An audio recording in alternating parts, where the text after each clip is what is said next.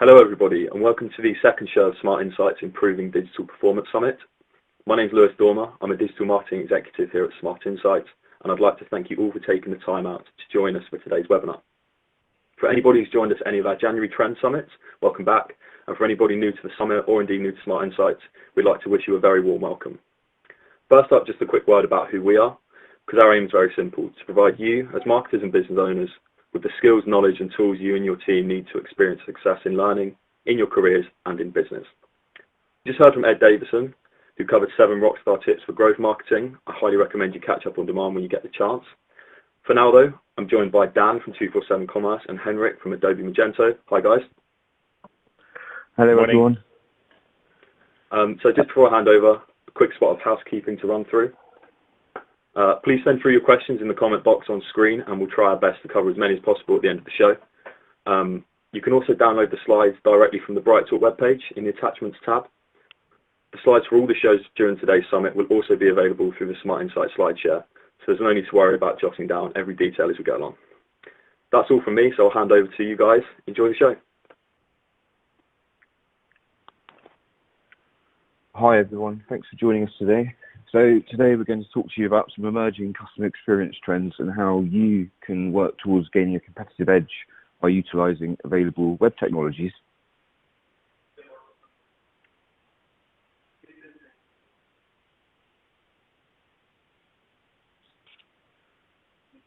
Just checking everyone can hear me.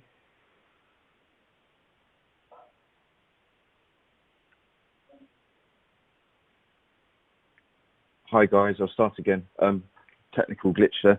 So thank you for joining us today. We're going to talk to you about some emerging customer experience trends and how you as organisations can gain a competitive edge by utilising available web technologies that exist to improve the customer experience. I think it's fair to say that the last few months have been unprecedented globally, which is driving a shift in consumer mindsets. It's more important than ever for retailers to adapt accordingly in driving a customer-first experience. But the good news is there's a wealth of technology that can help. So today we're going to cover 4 key areas. So some emerging customer experience trends in the age of COVID, looking at Adobe and some of their powerful functionality and technologies that help optimize commerce experience. Also a few slides from Adyen on, actually this is all quite simple but effective ways you can optimize your checkout and boost sales. And then a couple of success examples, a wrap up and then open it up to your questions.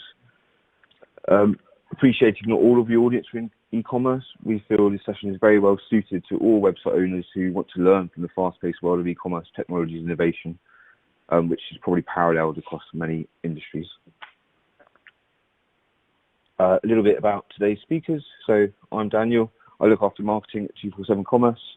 I'm London-based and have been a strategic marketing professional for 13 years, very much focusing on performance-driven outcomes across a wealth of B2B, B2Cs, agency and client side. My current mantra at 247 is for conceptualizing clients' digital and marketing strategies at the development stage, as opposed to doing it retrospectively. And we find this generally ensures a better commercial alignment, user-centric approach, and a better commercial outcome upon launch of a website. Henrik from our partner Adobe has also joined us today. Henrik, did you want to introduce yourself? Absolutely. Hello everyone again. Henrik Fiedler. I'm looking after solutions consulting at Adobe, which is mainly all about our Magento and Adobe product suite. I have a consulting background with plus 10 years experience in large omni-channel projects in the retail and consumer goods industry, mainly focusing on the strategic development of future commerce solutions, both from a business process, but of course also from a technical perspective. Thanks, Henrik, and we'll be hearing more from Henrik very shortly. So on to the next slide. So I think before we get into some of the sort of trends, I think what this caption tells us is from a senior Facebook engineer that actually to drive successful customer experience, you need to have a balance between data-driven and qualitative insights, which are key to driving customer-centric experiences.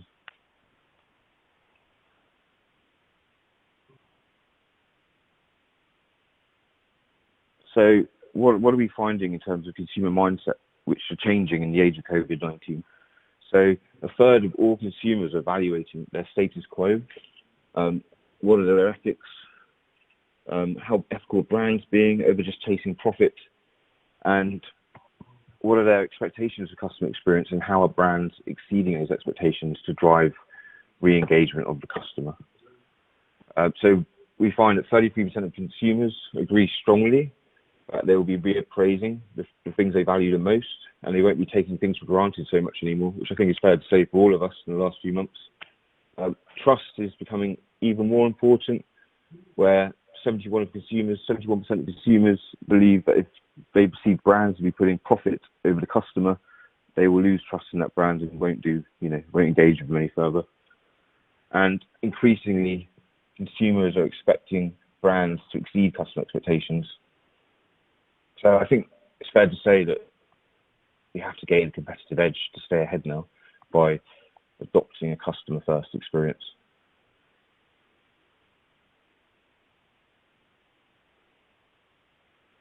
What's interesting here is actually that experience is increasingly more important than price.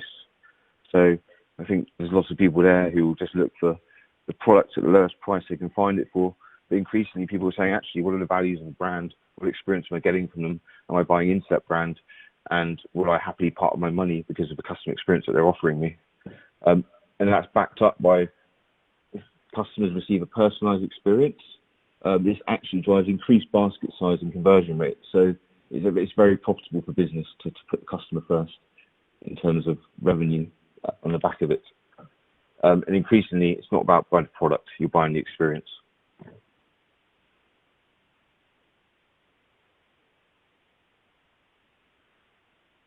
So looking at organizations and the uptake of customer experience, is steadily increasing over the last 5 years, and there's actually a spike in sort of customer experience uptake just before COVID-19. So it really shows that before the crisis happened, customer experience was very prevalent in people's mindsets. I think now COVID has happened, it's going to become even more prevalent, and we need to adapt accordingly in terms of investment in customer experience and also in the use of technologies to drive successful customer experience. And what we see is there's actually a big positive impact on businesses who embrace customer experience, but there's still quite a large cultural and skills gap that has to be closed in businesses to successfully deliver customer experience programs, which largely falls on the lap of marketeers, generally the ones who have to look after the wide range of customer experience activities.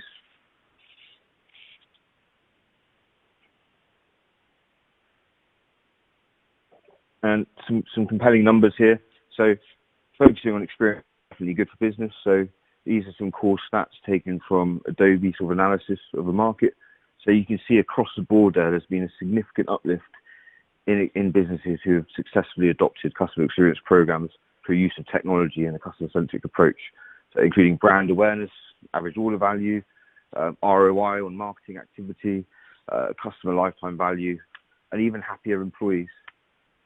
Which equals happier customers and much faster growth. So I'm now going to pass over to Hendrik, who's going to talk to us about some amazing Adobe functionality that can help improve the customer experience. Perfect, thanks, Dan.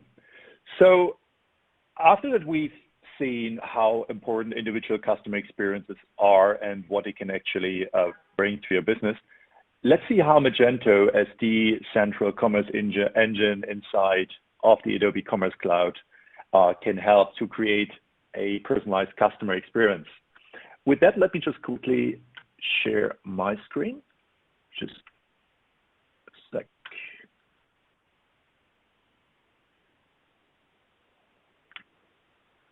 All right.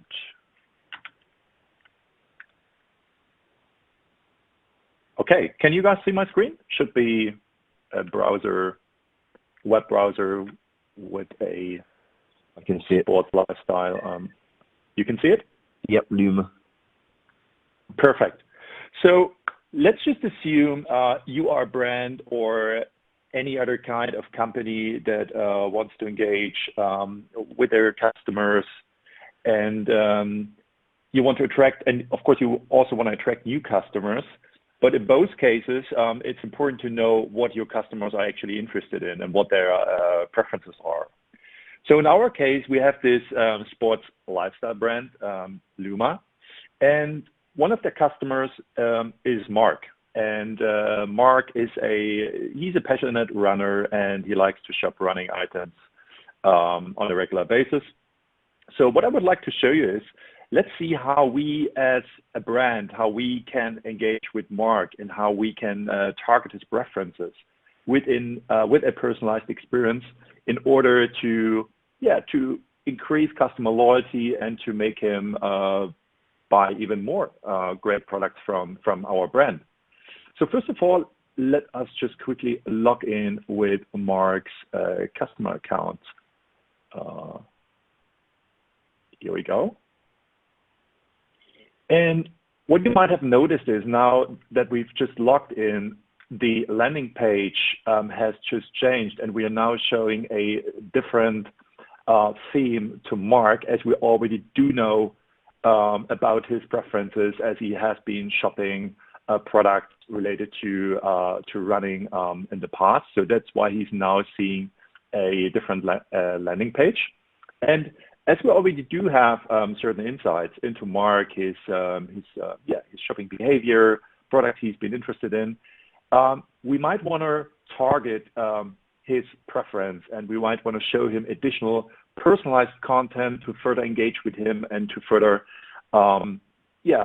attract and to make him aware of additional offerings we might have available for him. So first of all, we have to create a specific customer segment where we can actually target Mark. And that's something I would like to show you next.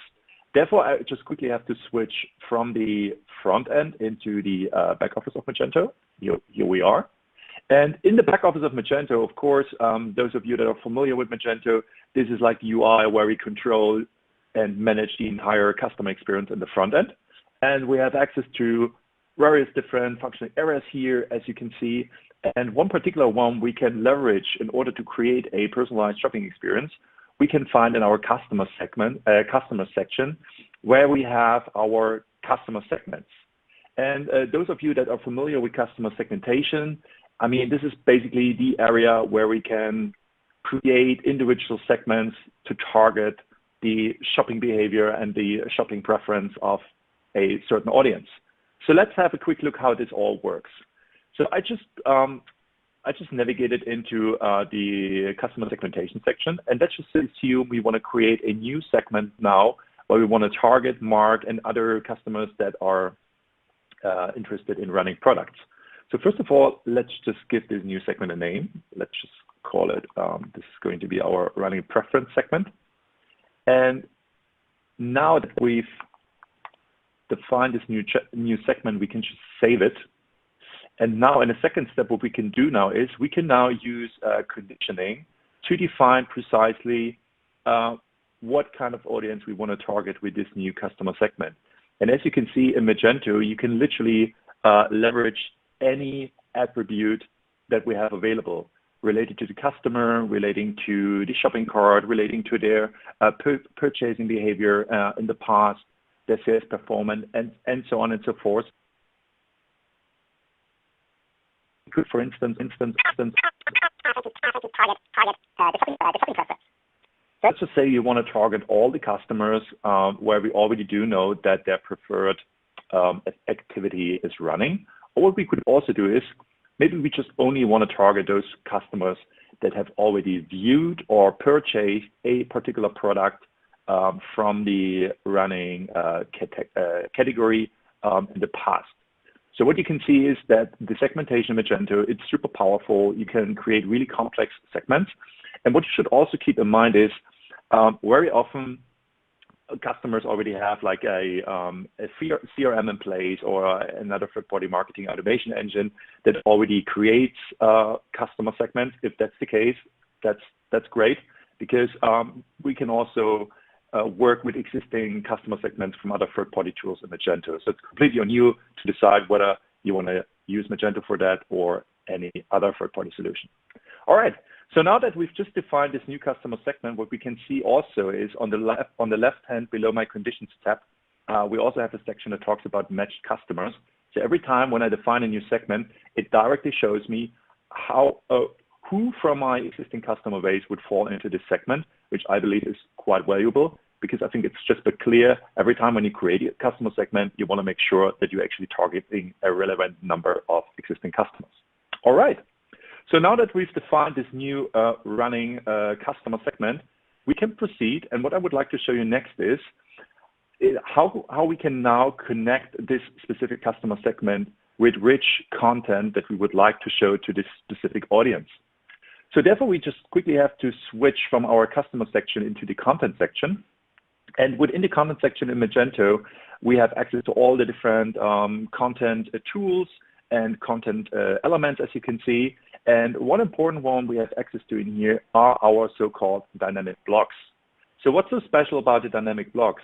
Well, the dynamic blocks in Magento, it's the content element that we can directly link to a specific customer segment. And here you can see when we create a new segment, we can select a particular customer segment in here. And we could now, for instance, select our customer segment with the running preference. And this would now create a connection. So we ensure basically that all the content we are now going to create will only be shown to this particular customer segment in the front end. All right.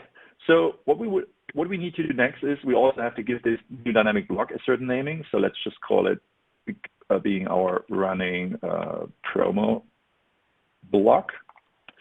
And now what we can do next is we can now continue leveraging the out-of-the-box CMS capabilities to create rich content for this particular audience. And the way this works is super intuitive. So we have our page builder tool available here. So that's the out-of-the-box CMS that Magento has on board. And as you can see, it's super rich in terms of content tools I can select from on my left-hand navigation panel. And in the middle section, we have a fully responsive content container that we can now use to create some cool new content for this specific audience. But what we also have in stock here is, as you can see on the top right, we have our template manager.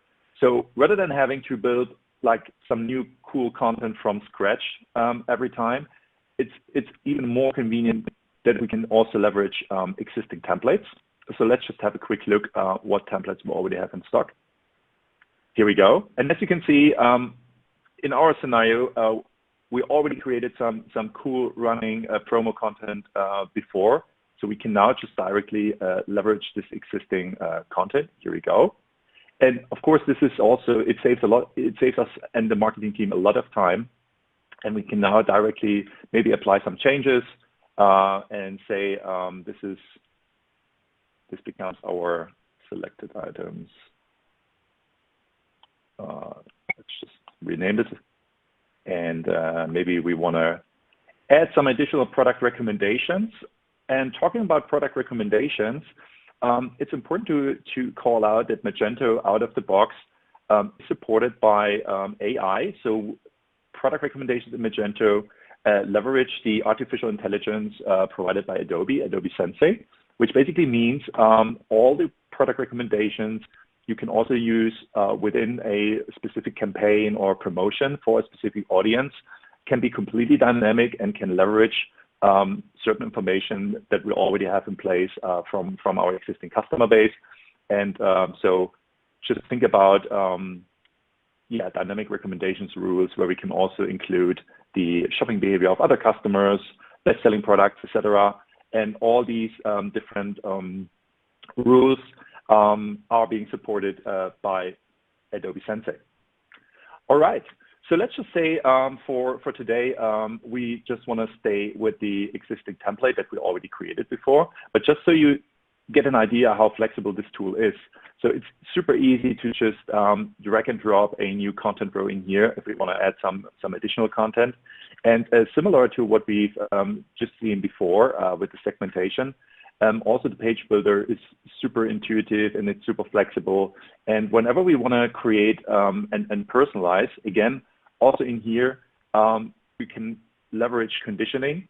And again, it provides us endless possibilities where we can pretty much target, again, any attribute that we have in Magento, no matter if it's related to products, the customers. Again, that's super powerful as well.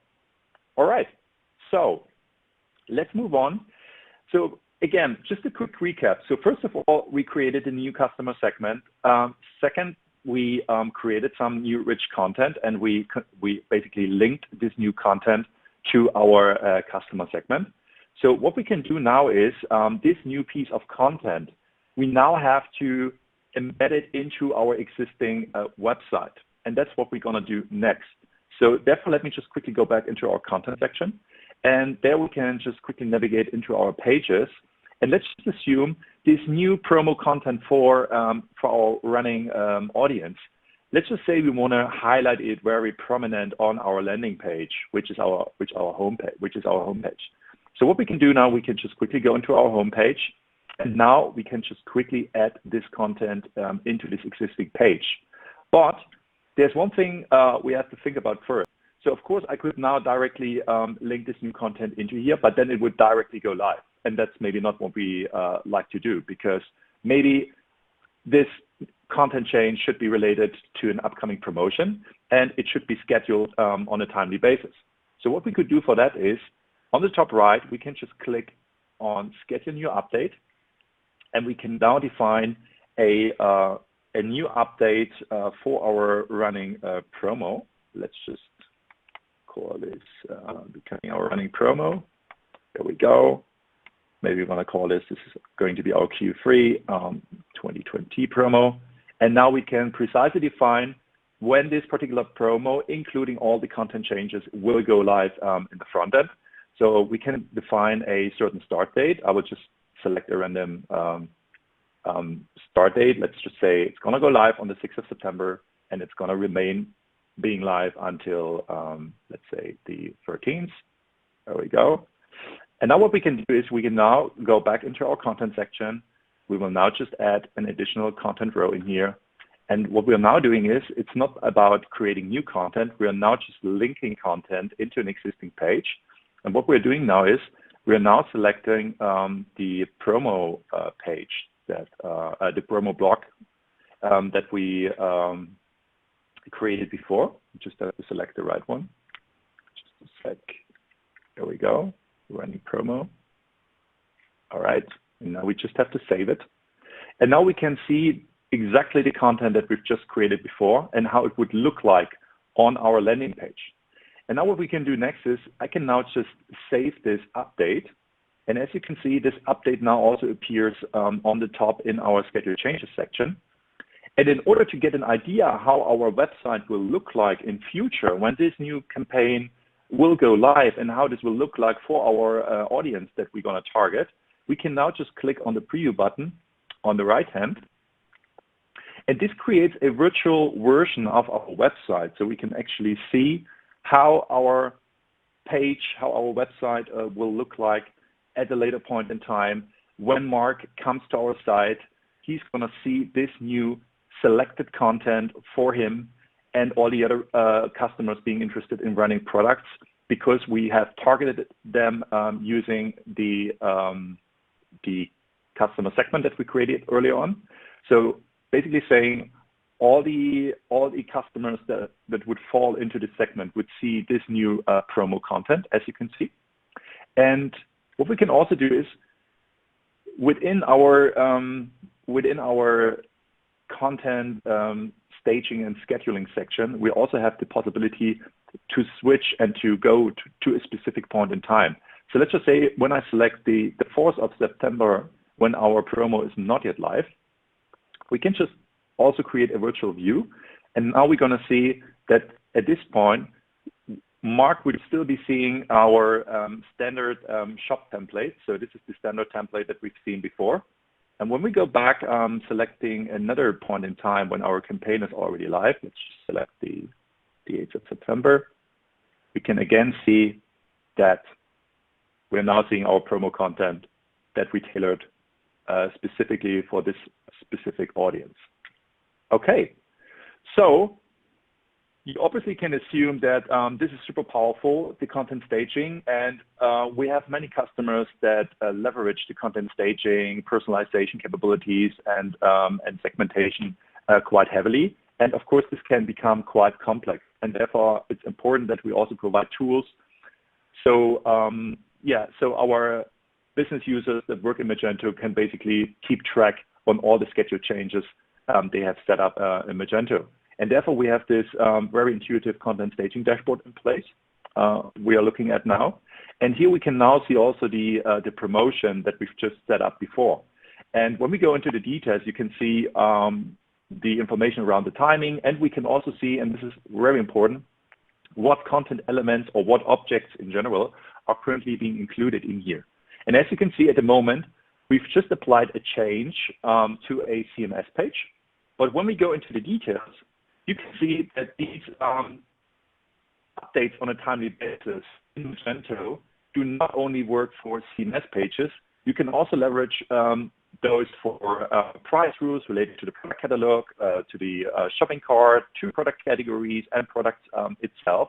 So it's super powerful, and basically saying all these different objects, all changes can be applied on a timely basis here and can be leveraged to create a personalized shopping experience. So let's take a closer look how we can further leverage this for our existing promo. So what we might want to do is, after that we've just created some really powerful visual content for our promotion, we might also want to create a new promotional rule, maybe another discount rule that our audience can use for the term of this promo. So what we can do now is we can just quickly navigate into the marketing section of Magento, where we have access to our dynamic product recommendations, but also have access to our cart price rules. And what we might want to do is we might want to create a quick discount rule for this running promotion. So let's say this is going to be our running promo discount. And let's say that all our customers from the running promo segment will get additional 10% off during this promotion for all the products from the running category. So we can just quickly create this promo, as you can see, and we can now again define certain conditions that will be applied to get this 10% discount. And here again, we can link this again to our running preference customer segment, first of all. And then again, of course, the discount itself, we can also link to specific items in the shopping cart. So in our case, you might want to say that this 10% discount should only be applied to all products from the running category or that have a certain attribute associated with running. So how we do next is, as you can see, when we create such a new rule, it would now be active right away. But I just change the activation link to inactive, and we want it to become and to go active with the start of our promo. And in order to make this work, what we can do now is I can just quickly go again on the schedule new update section. But now it's not about scheduling a new update. What we're doing now is we are assigning this new update. We are assigning this cart price rule to our promotion that we've just created earlier on. So we just have to select it in here. Here we go. And now we do save it. And now you can see that also this promo discount rule now just became part of our promotion that we created early on. And when we now go back to our staging dashboard, you can see that now our promo here contains two items. It's the CMS page and the cart price rule. And as I said before, this could become even more complex if you like to. But I do hope that you get a brief understanding and an idea how powerful Magento Commerce is when we leverage the out-of-the-box capabilities to create a personalized shopping experience in the front end. All right. With that, I'd like to hand over back to Dan. Thank you, Hendrik. there's clearly some powerful customer experience-centric functionality that you shared with us then. And I think a key takeaway for viewers not using Magento or Adobe Suite would be to ask yourself, does your web platform and functionality empower you to personalize your customer experiences? And if it doesn't, do you have a roadmap to improve it? Because it's absolutely critical to sort of winning the customer from here on in. So just very quickly now, I'm going to talk to you about checkout optimization, which is probably quite commonsensical to a lot of us. You'd also be surprised how many people are still abandoning checkouts for things which probably can be resolved quite simply.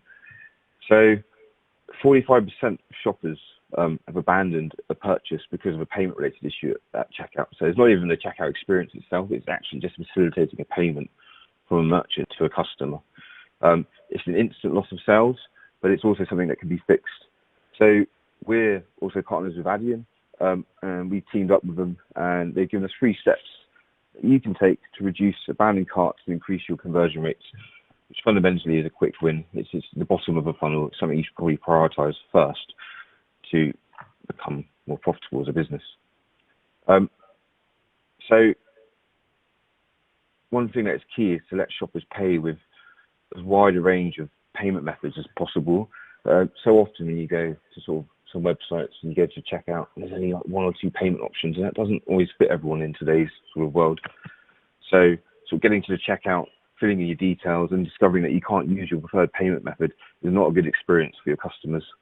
And really understanding where your customer is coming from and the payment landscapes they use in their regions and the regions you're selling to is really important. There's so many payment providers out there now, which are global, local, national. You have to find the solutions that fit your customer base, whether it's regional, national, or international. So I think analyzing where your shoppers come from versus your payment method offerings, localizing your checkout to your target audience in that region or that country is key, and adding new payment methods to your checkout to suit those audiences will only help them and therefore help you. Number 2, so I think we're all fully on board with how many smartphone users are around the world. It's about 3.5 billion at this time. This is expected to double in the next few years to 7 billion by 2023. So it's fair to say that we absolutely have to take a mobile-first approach. So testing your checkout on mobile devices is key. Minimizing the amount of data you're asking the customer for. So you're only asking them for what they need to transact, not what you think you want to get from them. Making sure your checkout is seamless and simple to navigate. And if you have an app, making sure you facilitated a good in-app payment experience instead of a redirect which goes off somewhere else and loses the customer. I think last of all, so how are you engaging your shoppers outside of a transaction? How are you rewarding and incentivizing them to A, convert, and B, to come back? So I think this starts really with when you come back to the site for the second time to buy something and it's still asking you for your card details, even though you've already visited that site before. Typically that will drive leakage in the booking funnel. So it's very important that you recognize your repeat customers at checkout. And also offer first-time customers a chance to save their details for future purposes. So I'm going to try and wrap up a bit now. Just here, just a couple of, going back to what Hendrik was talking about, just a couple of examples here of where effective CMS and personalization strategy can drive sort of significant uplift in the business. So hopefully this gives you more of a sort of compulsion to go in, have a think about actually, if we invest in customer experience, what returns can we hope to see on the back of it? So at a very high level, this is a UK brand that's been around for quite a long time, but they had, several sort of commercial requirements to improve customer experience and sort of operational experience as well. So by implementing an effective CMS management and content scheduling sort of functionality, they are able to drive quite significant uplift in terms of conversion rate, transactions, and average order value. Just essentially by creating a better customer journey, a more dynamic customer journey based on the individual from product pages into the checkout. There's a case study there. There's a link to it. You can go away and have a look yourself if you like. And then secondly, company called Beerhawk. So they're a fast growth newer business. Beer is quite a big thing in the UK. And their mission was to inspire their customers to find a new favourite beer, which meant there was such a wealth of choice of beer. So how do you find the right beer for the right user? The only way to do it is through personalisation and to segment your customers and drive personalised content to based on either their specific customer behaviour or looking at sort of lookalike audiences of, 100 other people did this, so statistically this person's likely to do that, so we'll show them this product. And they saw huge impacts in terms of revenue increase at 58%. I think any director would be happy with that number. Also saw a significant decrease in page load time, a good conversion rate, and an AOV increase. So I think the numbers there speak for itself. I don't really need to say any more.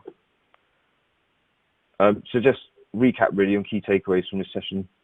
So customer expectations are changing in the age of COVID-19, and brands really need to adapt to exceed and succeed. Businesses that truly focus on customer experience are seeing exponential growth. So there's definitely a business case to be created there to invest in it. Mobile speed and experience is more important than ever for the customer.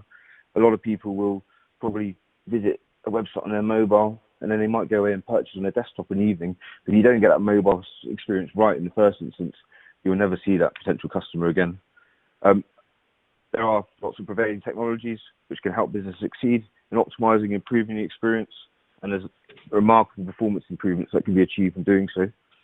I think offering your customers a relevant, personalized experience is absolutely fundamental to the re-engagement and commercial performance improvements, and adapting the appropriate technologies for customer segmentation is key.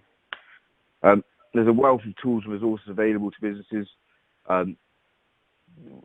You sort of need to look at what platform am I in at the moment, what are my business objectives, and how does my platform facilitate the technologies I need to be able to improve the customer experience. And I think there's a wealth of technology partners out there that can help you implement improvements, but you also need to sort of create your internal business case first in order to justify the investment. That's it from me, really. I'm just going to pass over very quickly to my colleague, Christie. Hi, good morning, everyone. My name's Christie. I'm the sales manager at 247 Commerce. So thanks to Dan and Hendrik, who have outlined how to deliver the best customer experiences using 247 Commerce, Adobe and Adyen. So here at 247 Commerce, we've been delivering e-commerce innovation for about 9 years, focusing on the customer technology solutions for rapid deployment.